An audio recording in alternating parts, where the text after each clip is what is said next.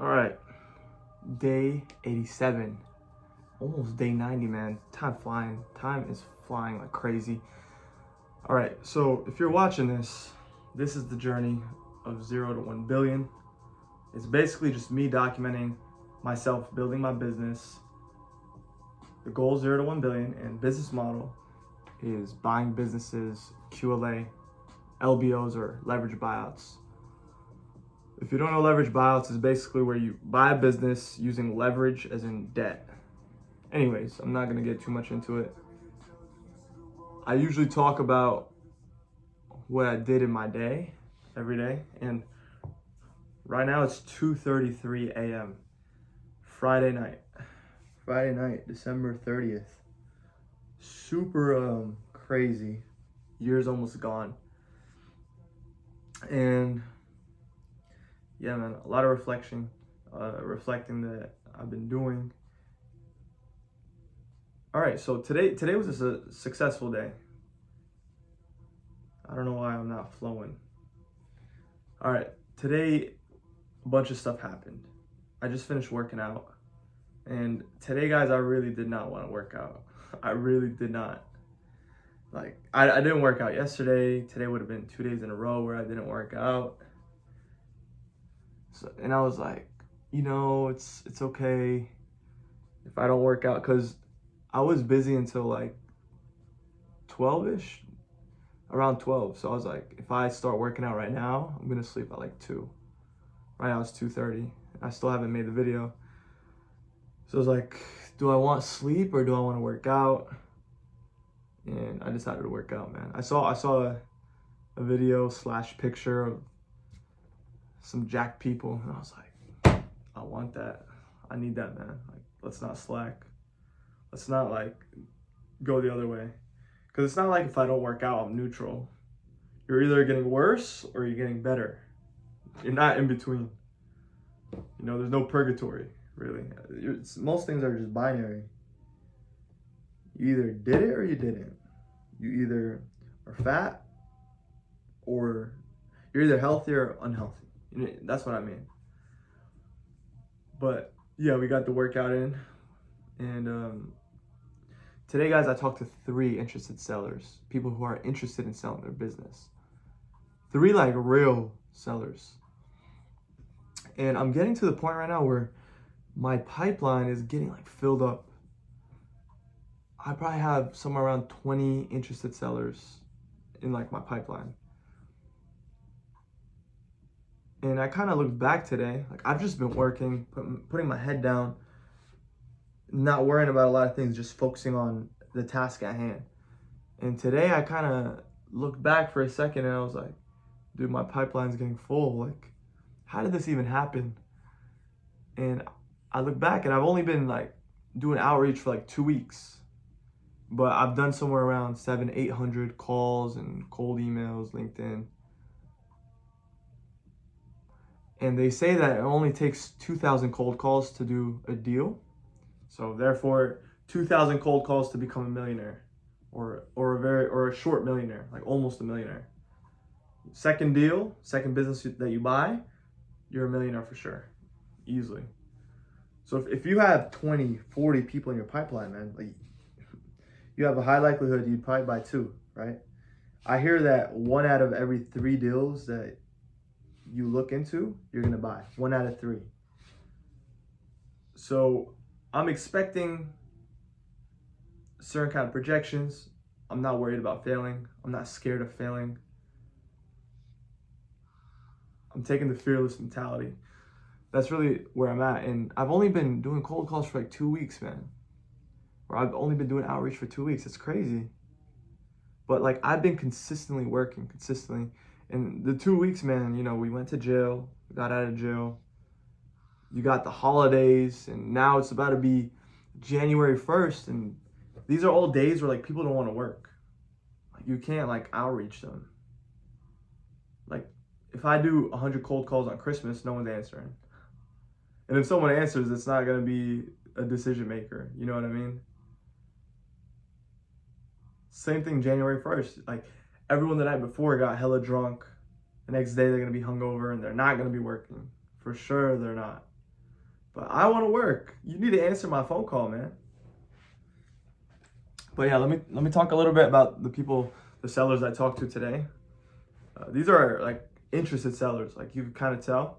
And you could just tell by their reason for selling. So one of them was older, 50/60-ish years old. I can't be super direct with the numbers or specific about what we talked about because there's NDAs and stuff that's been signed. And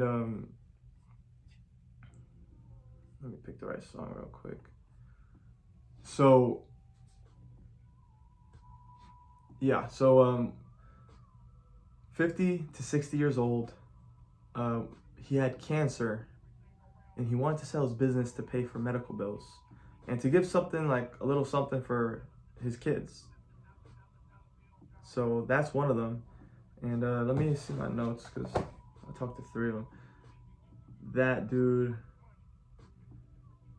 he told me a lot of interesting things about his business, which I don't want to share those details, but his top revenue that he has done in his business, that this business has been operating for almost 20 years, like nine.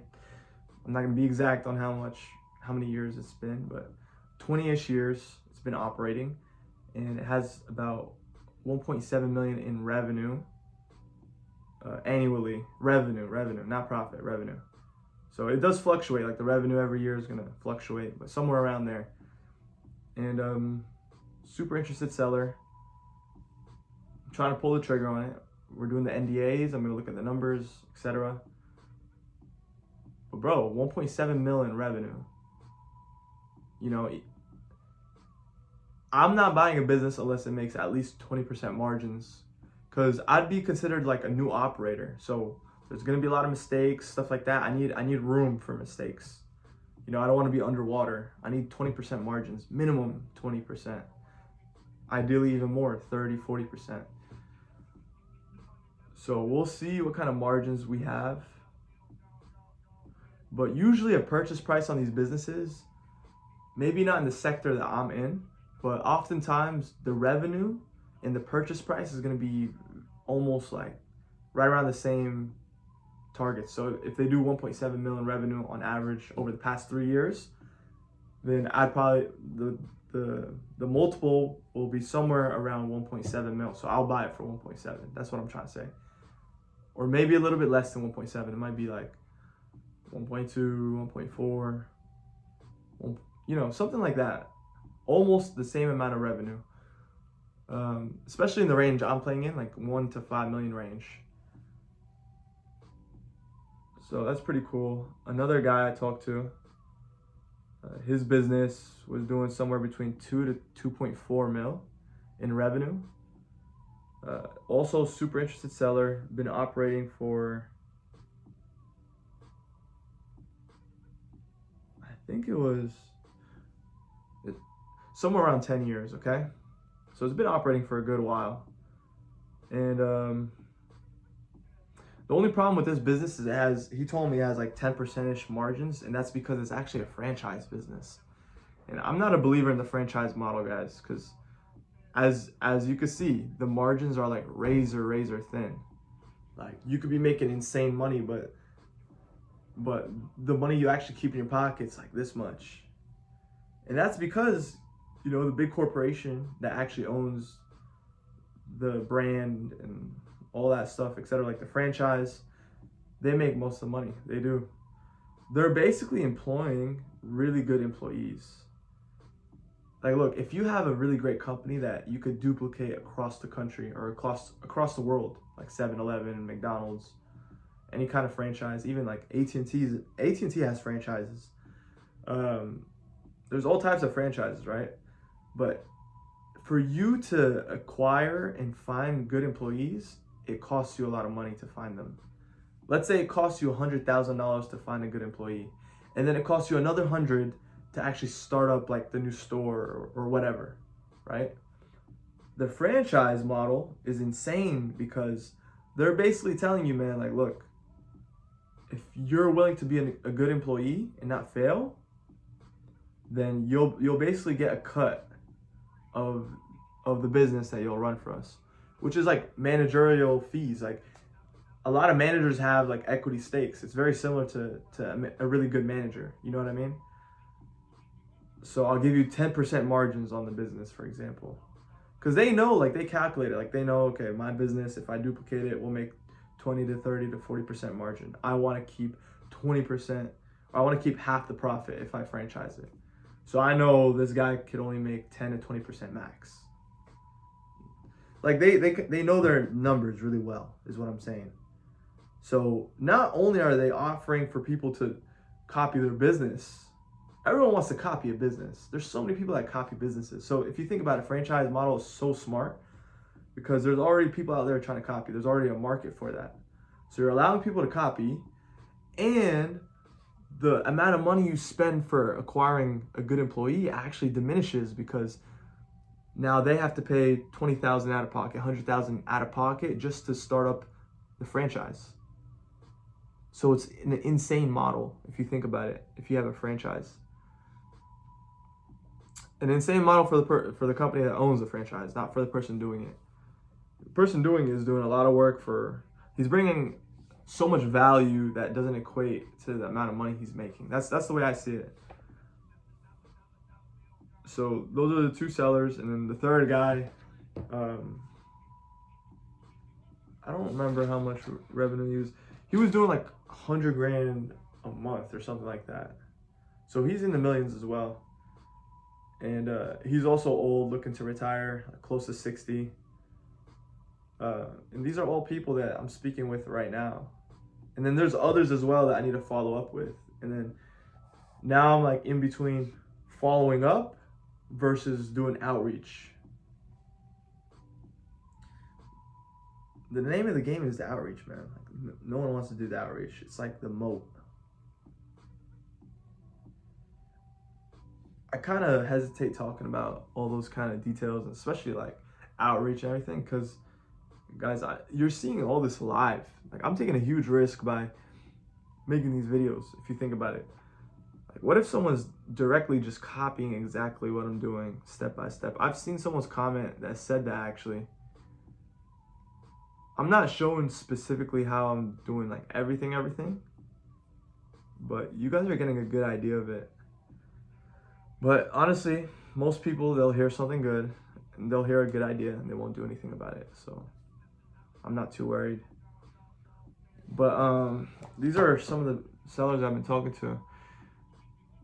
And yeah, so today I woke up early. I did some cold calls. Today I think I was at 88 cold calls today, plus talking to the 3 sellers. So some of them was like follow up. So I did some follow up as well as outreach. And yeah, I got off work kind of early, so I had a chance to do cold calls because you can only do the calls. I could only outreach and actually reach the owners if I call during work hours, and they close at 5. I get off at 5, so I have to figure it out whether it's between my lunch or in the mornings before work. I figure out a time to kind of take care of that, you know. But I did cold calls in the morning. I went to work, and kind of throughout work, anytime I had like some downtime, I was sending some emails, some LinkedIn. And then I got off work kind of early, like unexpectedly, because my schedule is still like a bit weird because I'm still new to the job, right? It hasn't even like been a month for me. So I got off kind of early. I got home. I was doing more cold calls until 5. After 5, I talked to some of the sellers. And I sent some NDAs and emails, and those emails take me a decent amount of time. Like imagine sending an email and it takes you 20 to 30 minutes to do like 1 email or 2 emails. That's a lot of time for an email. That's what I did. And then after that, I just did straight cold emails. And then here's the funny part. I literally put my head on my bed for like a second because I was like so tired. Like I just needed to focus, and I need like a second, right? Put my head down and I just knock out, fall asleep. And that goes back to what I was saying about like reflecting, like hindsight, guys. Over the past 2-3 weeks, I've been running on like 5-6 hours of sleep. Not a lot of sleep. I haven't really had a day to kind of like catch up. I don't even know why. I just haven't been getting good sleep, so like, boom, I knock out out of nowhere. I probably slept from like 7-ish, and woke up around like 10:30. And then I had to go to the bail bonds for like my case and everything. Guys, I have a case going on. I have a job, and I have like the side hustle. It's not a hustle, guys. It's like a full-blown business, really. Website, you got the entity, you got people working for you, you got all these different things. I don't have business cards. I feel like everyone that starts a business, they want to make a business card and a website, a logo. I want to get an accountant. Like, I literally did all that. Isn't that funny? And I literally preach against that. That's so funny. Like, I actually have an accountant. I have a website. I have a logo. Like, all that stuff. That's pretty funny. Guys, not today, but I think it was yesterday at work. Some guy came in, and we were like, hey, how can we help you, blah, blah. He was like coming in just like paying for something that we already took care of. And he like writes up a check. It's like $7,000 and just throws it on the table and walks out. He's like, give it to so-and-so. And I was like shocked by that. I was so shocked by that, bro. I was so shocked. Like, he walks out like it's nothing. It's just boom. And then my coworker takes it and just like puts it next to him. Doesn't even look at it. And I was just sitting there. I was just like watching. I was like, bro, you want to sit in between the money. You want to sit in between the flow, between the cash flow, between the water. You get wet. So I'm seeing the water. And then I'm sitting there. I'm like, hey, can you pass me that check? And he like gives it to me. He's kind of like confused why I'm even asking about it, because I'm gonna like run off with it. And I just stare at this like $7,000 check. I'm just like, bro. I'm like staring at it. Everything about it, like the way it looks, the way it feels. Like, I was like doing like this, like the way it smells, the way it looks like. Bro, like I want like give me a $7,000 check. Where is my check? I want this, right? I'm just like, I'm thinking about everything. I'm like, okay, like how much money is the company making off of this? How much, like this guy who just threw the $7,000, like how hard was it for him to make that 7K? Why is it just like nothing? And this is so hard for me. Like what's going on here? Like, what am I missing? Maybe it's right here. Let me look at this. And later on, we saw one of the owners of the company. You know, he took the check. It was like nothing. Like, oh, just put it in the pocket. If you think about it, you know, it's not full. Like, obviously, not the whole thing is profit, guys. I understand that. But regardless, it's $7,000, and it might not be full profit for our company. But this guy doesn't care if it's profit or revenue. This guy has $7,000 that he's just like paying for. And it's freaking crazy, man. I found it insane. The other day there was a company meeting. It's not really a meeting. It's like a dinner, and one of the owners was there. And this owner is just like, he's like a majority owner, but he's not like in the day to day, because he owns like other companies. He owns like healthcare company. He also owns a solar company, and he owns part of the company I work for. And it was crazy because like I know that guy. I haven't seen him in years, but like he looks so different now. Like it's someone I actually knew. And I knew him when he started his solar company back in like 2018. I remember that. I was like, bro, that's him. Like, I know him.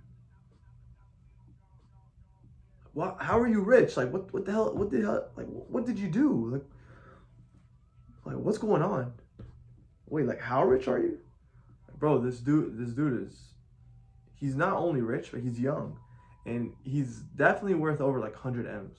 I 1000% think he is worth over that. Because I know how, just insider information, guys. Like, more than likely, he's worth over 100 M's.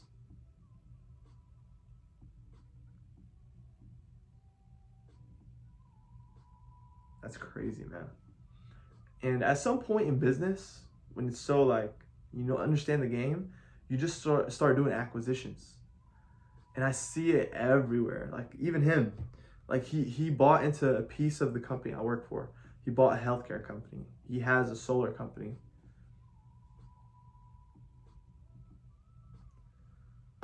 Super insane, man. I'm looking for that. I need that, man. But yeah, this video is getting kind of long, so